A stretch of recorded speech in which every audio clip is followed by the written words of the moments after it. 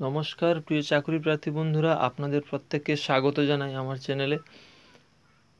কয়েকদিন ধরেই আমাদের রাজ্যে আংশিক লকডাউন চলে আসছে।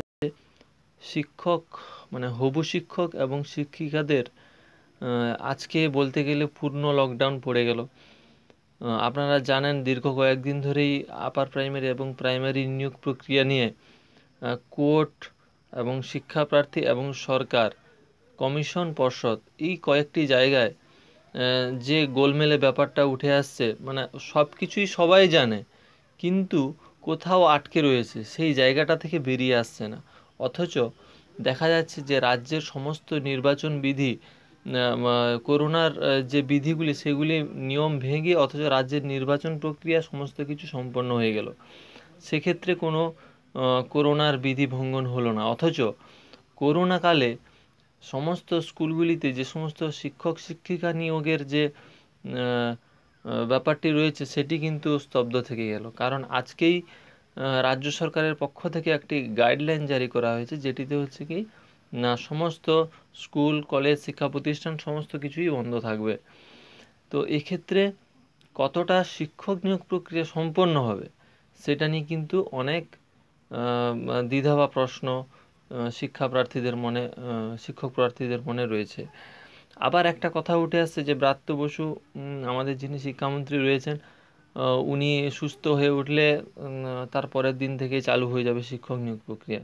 তো বন্ধু, একটা কথা বলে দিই, যে যে সরকার আমরা অনেকটা আশা করেছিলাম যে এই শিক্ষক নিয়োগ প্রক্রিয়া সরকার যদি ক্ষমতায় আসে তাহলে যে 1 সপ্তাহ বা 15 দিনের মধ্যে নিয়োগ প্রক্রিয়া কমপ্লিট করে দেবে, কিন্তু সেই নিয়োগ প্রক্রিয়া এখনও পর্যন্ত হচ্ছে না, মূলত কোভিড বিধি মেনটেন করে। অ্যাকচুয়ালি কোভিডটা তো তখনও এতটা ডিস্ট্রিবিউট হয়নি, এতটা ছড়ায়নি। তো কেন তাহলে এই নিয়োগ প্রক্রিয়াটি হলো না? আমি যতটুকু জানি কোভিডের তৃতীয় ঢেউ আসতে চলেছে বলে বিশেষজ্ঞ মহলের যে খবর। তো এই পরিস্থিতি দাঁড়িয়ে নিয়োগ প্রক্রিয়া কতটা সম্পন্ন হবে সেটা নিয়ে কিন্তু অনেকটা সংশয় রয়েছে। তো বন্ধুরা, আপনারা যারা ভাবছেন যে শিক্ষামন্ত্রী সুস্থ হয়ে উঠলে নিয়োগ প্রক্রিয়া সম্পন্ন হবে, তো ওটা আপনাদের ভাবনার বিষয়। আমি এইটা নিয়ে আর ব্যক্তিগতভাবে কিছু বলতে চাই না, কারণ এই নিয়োগ প্রক্রিয়ার মধ্যে অনেকগুলি বিষয় উঠে আসছে। কারণ এতগুলি শিক্ষককে যদি নিয়োগ করানো হয় তাহলে সরকারের কোষাগার থেকে অনেকটা অর্থ শিক্ষকদের মধ্যে বিলিয়ে দিতে হবে এবং সেক্ষেত্রে সরকারি কোষাগারে টান পড়তে পারে। আমার যেটুকু ধারণা আমি ততটাই বললাম আপনাদের। যদিও বিভিন্ন প্রতিমন্ত্রী, শিক্ষা প্রতিমন্ত্রী সহ বিভিন্ন মন্ত্রী মহোদয়ের কাছে আমাদের এই একটা চিঠি দেওয়া হয়েছে, যাতে খুব তাড়াতাড়ি ডেপুটেশন দেওয়া হয়েছে যাতে তাড়াতাড়ি করে শিক্ষক নিয়োগ প্রক্রিয়াটি সম্পন্ন হয় প্রাইমারি ও আপার প্রাইমারির ক্ষেত্রে।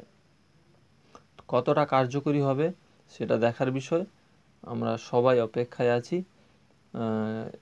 এইটুকুই। আপাতত করোনা বিধি মেনে নিয়োগ প্রক্রিয়া সম্ভব নয়, স্কুল কলেজ সমস্ত কিছুই বন্ধ থাকছে, এটুকুই আজকে রাজ্য সরকারের তরফ থেকে জানানো হয়েছে। ধন্যবাদ।